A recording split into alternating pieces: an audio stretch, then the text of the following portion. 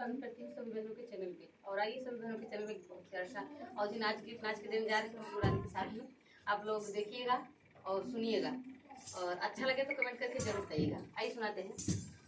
क्षमा क्षमा बाजई मोर पायलिया, क्षमा क्षमा बाजई मोर पायलिया, क्षमा क्षमा बाजई मोर पायलिया, क्षमा क्षमा बाजई मोर पायलिया। पायल पहिरी जब गईली दुअरवा, पायल पहिरी जब गईली दुअरवा, ससुरु मारई मोर नजरिया, ससुरु मारई मोर नजरिया।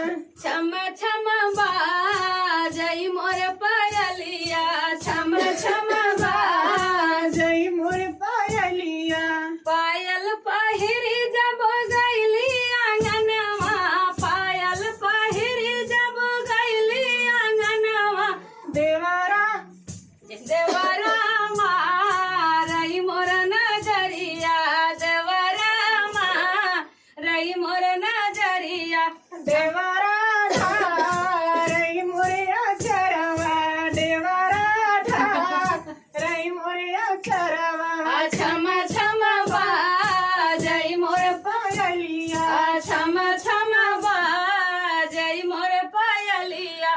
पायल पहिनी जब गईली पायल पहिरी जब गईली से जरिया, पायल पहिरी जब गईली से जरिया, सैया धारई मोर कलैया, सजना धारई मोर कलैया।